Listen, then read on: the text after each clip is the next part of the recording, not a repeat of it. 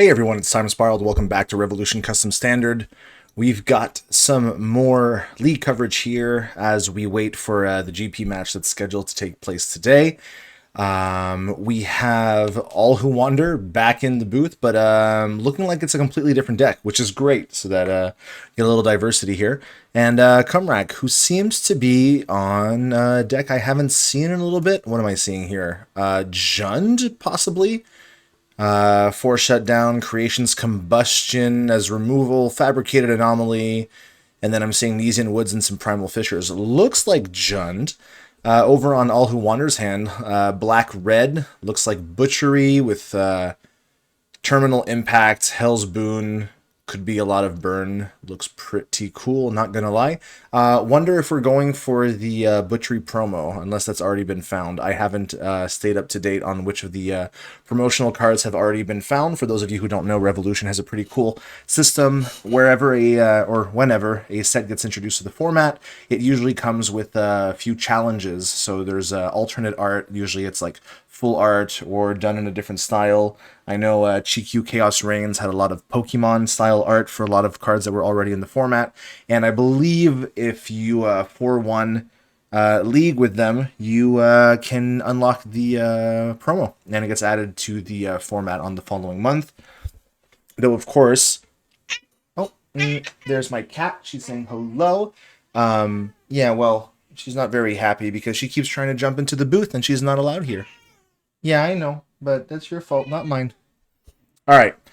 Anyway, there really hasn't been much going on right now. Players are playing out some tap lands and kind of reserving the cards in their hand for a bit. It does look like I was right. Looks like we're on some sort of Jund build.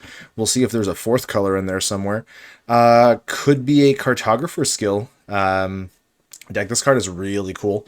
Whenever this enchantment enters and whenever you draw your second card each turn, you get to search your library for a basic land card and put it onto the battlefield, tap, then shuffle. And also it has cycling green on itself, so it works pretty well. And then you've got Fabricated Anomaly, which gives you the puzzle box, which is tap, discard a card, draw a card. So getting that second card each turn is actually pretty trivial. Because it could be a turn 4 swamp into Cartographer's skill, activate the puzzle box, pitch one of those cards, draw another one, get another land. You just go from 4 to 6. Some pretty cool stuff.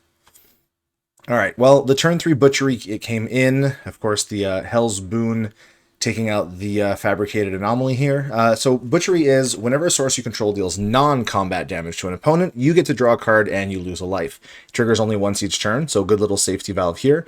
But then the fun part is the beginning of your end step. If you sacrifice 3 or more permanents this turn, the enchantment deals 3 damage to any target. So, and I do believe that then triggers its front. So anyway, Forced Shutdown, destroying Butchery, so it looks like we're going to wait a little bit on Cartographer skill. Don't want to let Butchery get too much value here.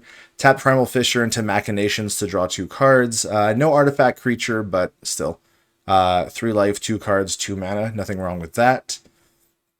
A lot of Sanguine Palaces here. Oh, honestly, Laystone, of Storms. Kind of cool here. Good way to weave that into the mana that you had available. So the way it works is at the beginning of your end step, the Laystone of Storms will deal 1 damage to each opponent.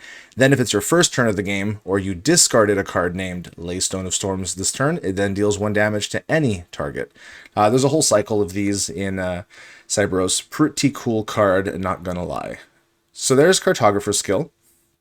Gets a basic land tapped, and then at any point this turn, puzzle box, pitching the Primal Fissure. Cartographer skill is then going to get the second land. So already it's done its Explosive Vegetation. And every turn afterwards, whenever that puzzle box activates, it's going to give an additional 1. Really cool card. I kind of mentioned it a little bit. I'm looking to maybe keep a Revolution cube on hand going forward. I think it would be something really interesting. Definitely the kind of card that I'm looking to put in, because of course we were going to have Fabricated Anomaly, but Cartographer skill is just very cool. All right, there's another Forest. Ley Shard is great because that's another way of activating it. I mean, Puzzle Box is pretty easy, but the Ley Shard at least gives you a way of doing it without having to discard. All right, Exorcist of Errors, plenty of cards in AllWhoWander's hand. What do we got? We got Bleeding Out, 3 damage to any target, some Terminal Impacts, which can't be countered, which deals a lot of stuff. Okay, looks like Bleeding Out's just going to go out first. Triggers on the stack. There you go. I mean, the trigger still resolves, I believe, right? So you still get a chance to peek at your opponent's hand. Well, at least you know your opponent's got a bunch of Terminal Impact. Lay Shard. This is the amount of mana spent to cast it, right? Yeah. And then it sweeps the whole board. If at least 7 mana was spent to cast it, you may have it deal damage to each creature and each player. I mean, what are we at right now? It's what, 7? 1, 2, 3, 4, 5, 6, 7. I mean, that's getting pretty close to lethal if you can get 2 turns off with Terminal Impacts. The fact that it counts the amount of mana that was spent to cast it is quite nice, rather than just counting X, not gonna lie. Bleeding Out's nice here for 3 damage. So there's a lot of ramp going on. I think we're just digging for something to use with that ramp. Looking at the graveyard, not seeing anything right here. Okay, well, Sifting Through Soot would probably be one of those things. Landfall, whenever a land you control enters, you gain 2 life. You get to put a Soot counter on Sifting Through Soot. And then black, remove 2 Soot counters, target player loses 2 life. I should have predicted it was Sifting Through Soot. I knew about this card. Then you've also got the 3 and a black, remove 5 and sacrifice it. You get to bring back an artifact or creature card from your graveyard to the battlefield. I believe, judging from what we're seeing here, oh, this is actually kind of fun now that there's 2 of them. Pretty cool. And okay, Crumbling Tower. Okay, that makes sense. If it's just going to be Sifting Through Soot, Crumbling Tower, makes a lot of sense. Crumbling Tower and the other really good sort of like Landfall enchantment here. Whenever a land you control enters, you get to impulse the top card of your library, and you can play that card until the end of your next turn. And then 1 in a red, you sacrifice it, damage equal to the number of cards exiled with it to target player. They're coming out like a little late, obviously. Like none of them have any triggers on them, and we're already at what, 3, 4, 5, 6, 7, 8 lands.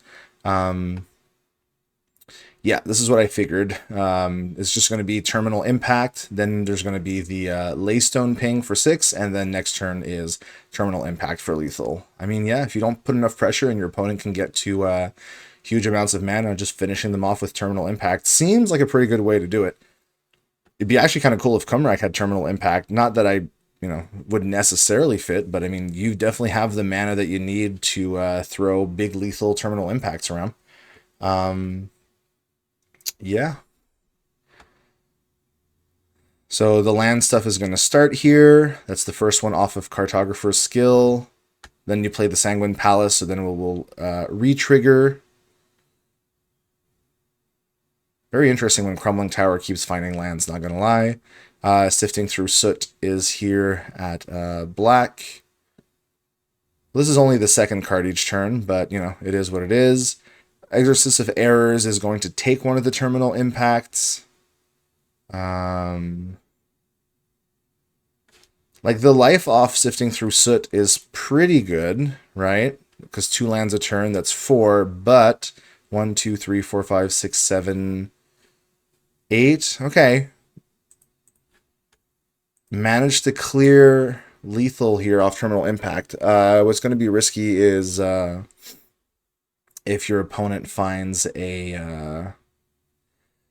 I guess, another copy of like a really cheap burn spell here and like Bleeding Out.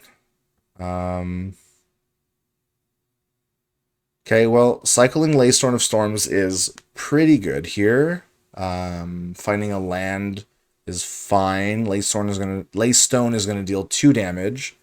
Yeah,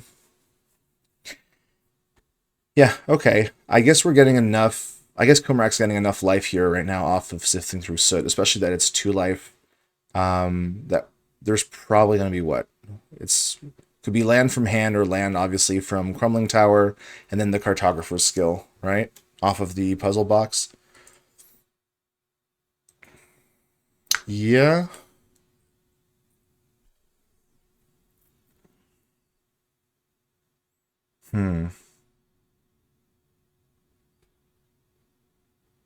Not knowing what AllWhoWander has in the deck list, it's hard to predict exactly what card is needed. Okay, big Terminal Impact, just going for it. Might as well keep your opponent low. That's 6. Kumrac is down to 4, going to be at 2, I would imagine, because of the double Laystone here, and an additional 1. Yep. Okay, Kumrac's got to pause for a second here.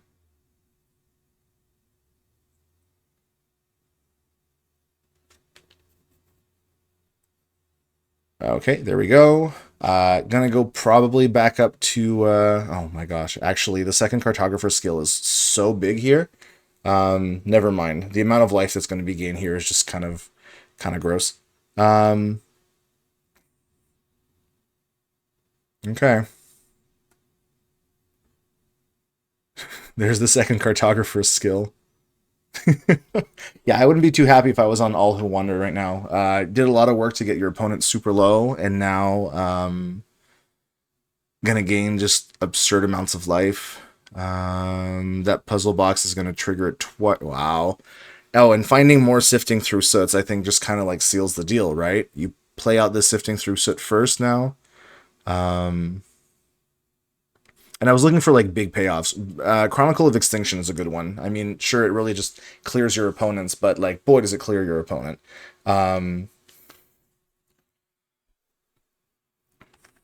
Really interesting. Going to be interesting to see what AllWhoWander has in the sideboard to deal with all these enchantments too.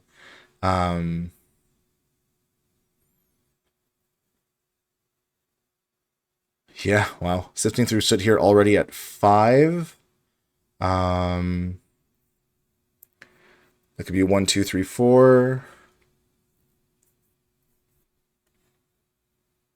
Alrighty. There's Butchery. Is this a too little, too late? You know your opponent's just going to start doing like degenerate amount of things. I mean, if you're playing it out, you might as well play it out, right? Put out Butchery. Laystone hits. You get to draw a card and lose 1 life.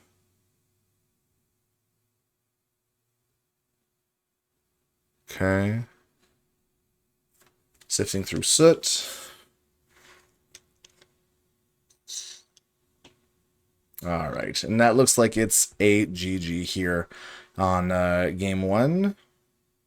Yeah, with a concession.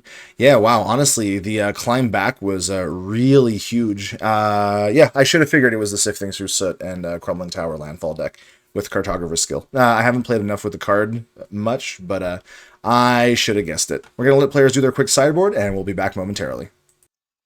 All right, we're back here. Game 2. Looking at the hands, I would imagine High Voltage was already in the main board. Path of Phoenix, maybe? Not seeing anything that definitely screams, oh, hello, I was brought in from the sideboard. Disestablishmentarianism probably was.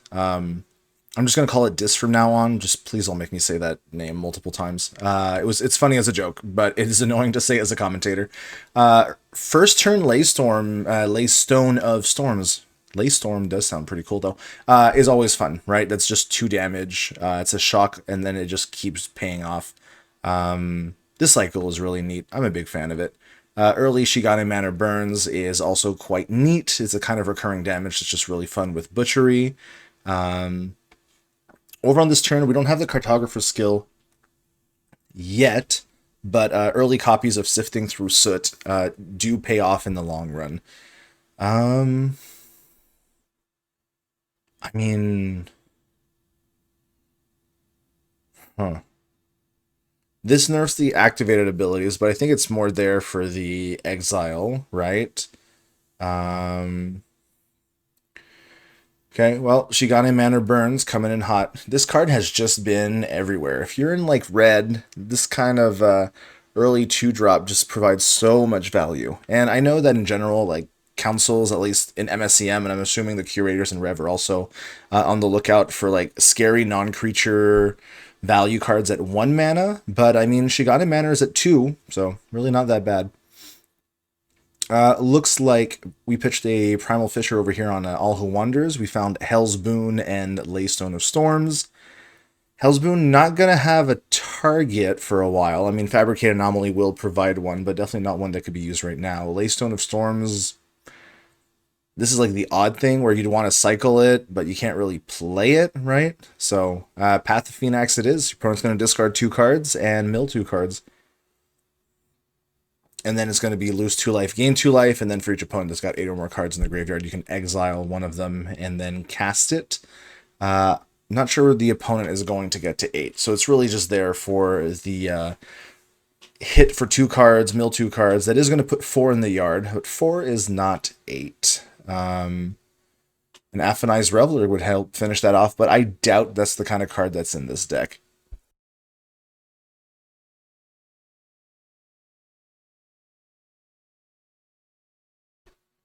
Alrighty.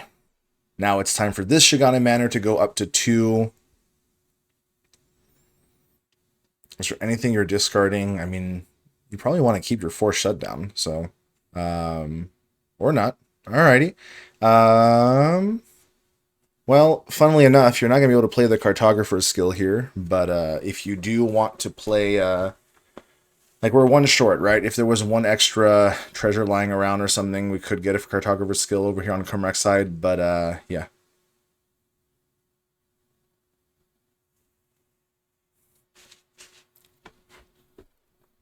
Forced Shutdown. I mean...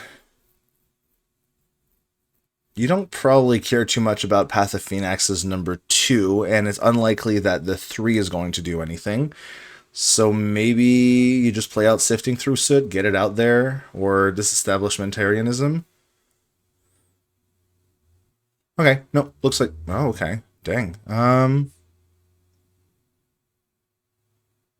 Interesting.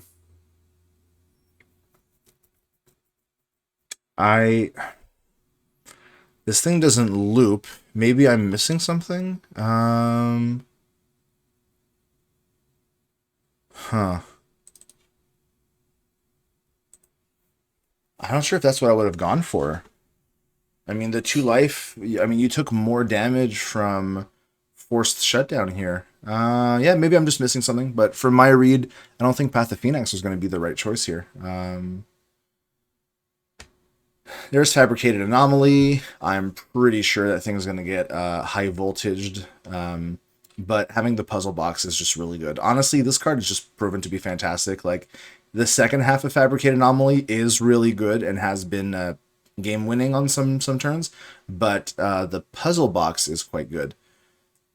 I mean, okay, maybe it's because if you didn't use the 4 shutdown on Path of Phoenix, you were going to get maybe to 8 cards, and you didn't want your opponent to have the opportunity to do that and pick one of your cards out. I don't know. It looks like the Hallowed Chamber was cashed in. 2 treasure tokens were created. Honestly, I wonder if there's room for Hallowed Chamber in a hard suit. Would have to talk with Silver about that, because, you know, create 2 treasure tokens on a land for a pretty cheap cost could be a good way of doing some stuff there. I mean, yeah, something to think about. But yeah, lots of treasures. Not really a lot of creatures on board. I mean, there's always high voltage, but I mean, kumrac's already at 9. Laystone plus Shigane plus taking some own damage is just kind of doing stuff. But it's nice to see us Sifting Through Soot. 2 life here is not nothing. In fact, 2 life is actually quite good, especially if you can get it turn after turn. So, yeah.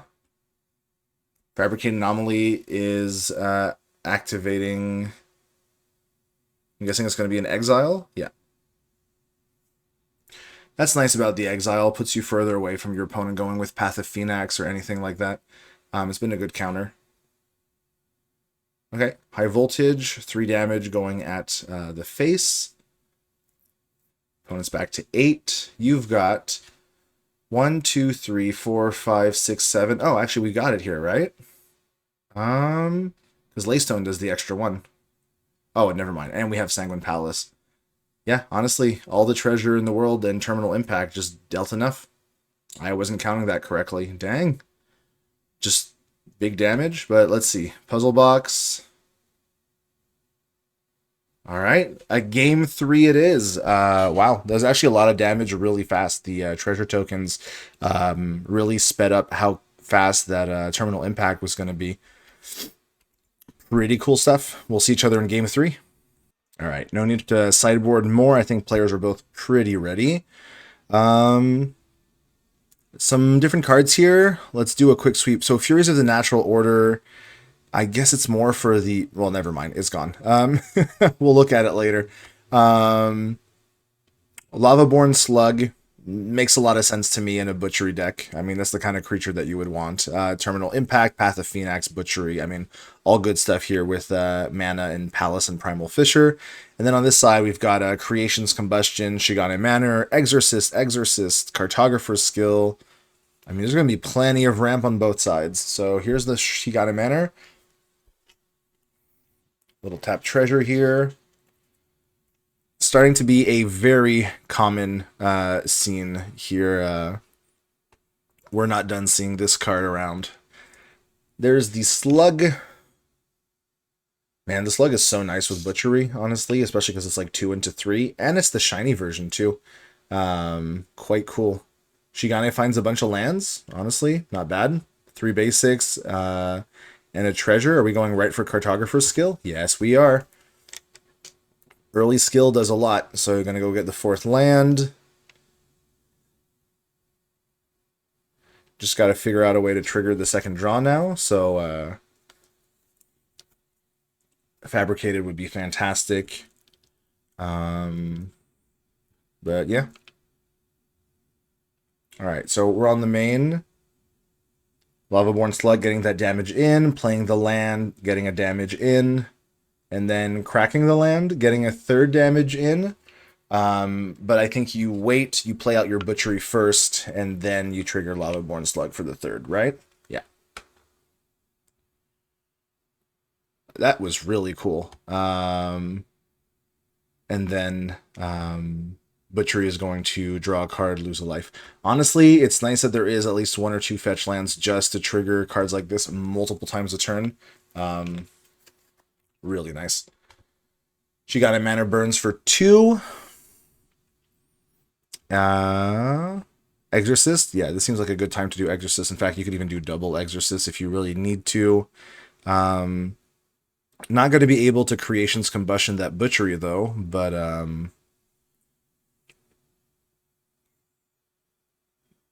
Xar could do it. We would just have to find the 5th land, right? The -2 is sack a non-land permanent with mana value 3 or greater.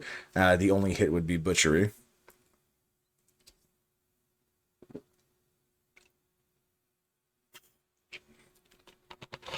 Exorcist of Errors continuing to be a really interesting card. I almost want to do an episode just on Exorcist of Errors and just play out like what's the correct like stuff to show. Maybe if somebody else in the Discord would be interested in doing that episode with me, I would really like to dig into correct Exorcist of Error plays and tips and tricks for playing that card.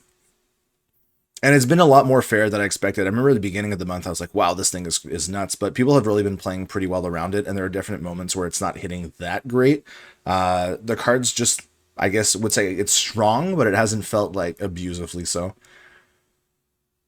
Alright, so there's the Slug, 1 damage, Butchery triggers, there's a draw, and finally I can show you Fury. So it's a Menace, Death Touch, Horror, but when it enters you can bless any number of target players, but it's pretty much the backside, if I remember, is the one you want. It's tethered to reality, the enchanted player can't gain life, and they also lose a life and you gain a life. So getting that early on an opponent who is playing life gain, for example in Sifting Through Soot, that definitely is a way to shut it off. And if ever you ramp fast enough into Furies, like on the front side, you also get a big 5/5 on top of the curse. But here's Crux, Chainer of Titans, 3 mana for a 3 loyalty Planeswalker. +1 is just deal a damage to target player or Planeswalker, and then you can put a chain counter on up to 1 artifact or non-basic land, and it loses all abilities except mana abilities as long as it has a chain counter. The treasure got chained. I mean, I believe that is still a mana ability, so I think it would still work.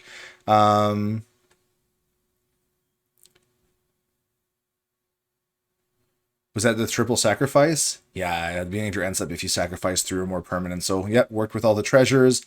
3 damage was dealt here to the Exorcist of Errors, which gets you back your... was it Path of Phoenix that was stolen? Yes, it was. Alright, she got a mana burn triggers. Gonna find some stuff here. Well, this is one of the ways that you're getting rid of your opponent's stuff. You've got the treasure to use it. No other green source, though, which could be a problem if you're definitely trying to land Xar. And now that your opponent has a 3 mana, another 3 mana card. Yep. Chronicle's neat because it's sacrifice a creature and a planeswalker, actually. Yeah, so it's going to hit Crux and Lavaborn Slug. That's pretty cool. Yep. Ping. Butchery draws because we're on an opponent's turn. But yeah, deals with both of them. AllWhoWander had to sacrifice their land to get those treasure tokens. So going to be at 4, I'm assuming, off of this mountain. Or can always play the temple if there's not anything else that can be woven into the mana. So yeah, might as well play Temple of Origins now. Has the black for Path of Phoenix. Yeah, hitting 2 cards out of your opponent's hand when they're down to 3 is pretty good. Yep. Xar is really good. Gonna feel a lot weaker if your opponent lands the curse here from Furies, Tether to Reality. But, yeah. Alright, Shigane. That's actually nice. The mountain's nice here. Still missing green, but at least we've got it off the treasure. I'm assuming we're going to go... So 5 starting loyalty means you can -2/-2. One will get rid, I would assume, is Path of Phoenix is going to go... Okay, no, we're just milling 3 cards, gaining life. Okay. I assume AllWhoWander is fine with that. I can expect the curse to come out soon. Okay, well, there's Shrine to Mogus. I was just looking at this card for my cube list, and I'm happy to see that it's here. It felt like it fit really well. Path is going to do a little drain 2, gain 2. Okay, Shrine to Mogus turn. 1 damage to each opponent at combat, so Butchery is going to keep drawing cards here.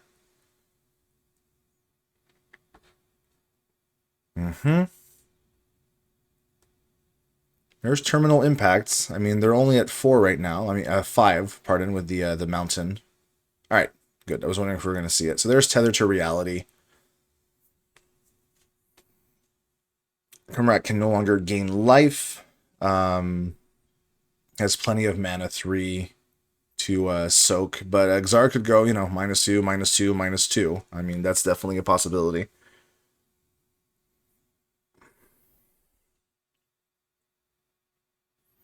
So what we've got 1 drain here, 1 drain there. It'll be like 5, maybe 6. High voltage. Cost 1 if you've cast another instant or sorcery, so actually you can probably just go 4 and then 5, 6, 7, 4, 5, 6, 7. Getting there. Sifting through Soot, not looking so great with a Tether to Reality. So I'm assuming Xar is, yeah, going to start trying to eat the mana value 3 permanents.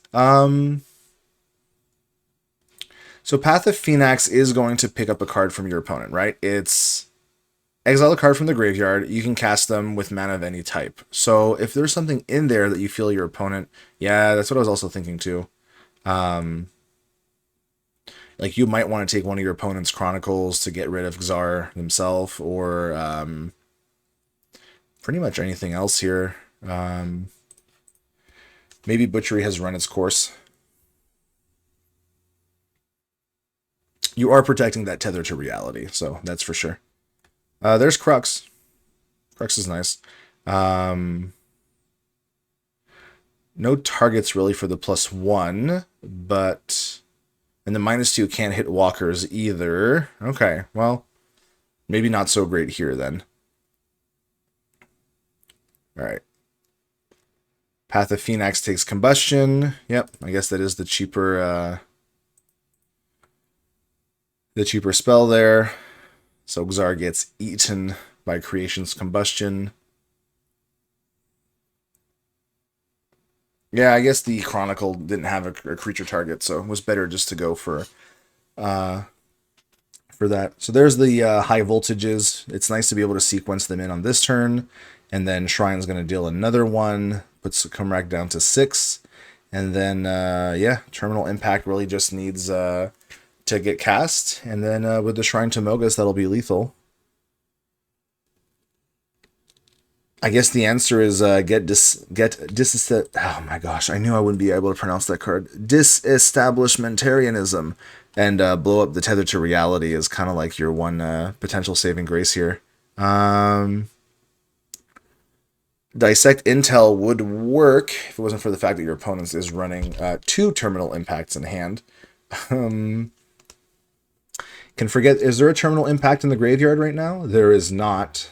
But actually you could see, nope, because you only get one of them off Shigane Manor.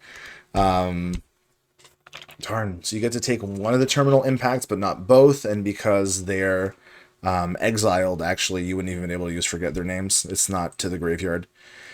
And that was it. Sees the writing on the wall that Terminal Impact was going to be lethal next turn. So some pretty cool games. Tether to Reality definitely was key here to not let kumrac gain enough life to dodge the Terminal Impacts. But yeah, some fun decks all around. Hope you enjoyed that. Stay tuned. We're going to have a Grand Prix coverage in the quarterfinals very soon. And yeah, thanks again for watching.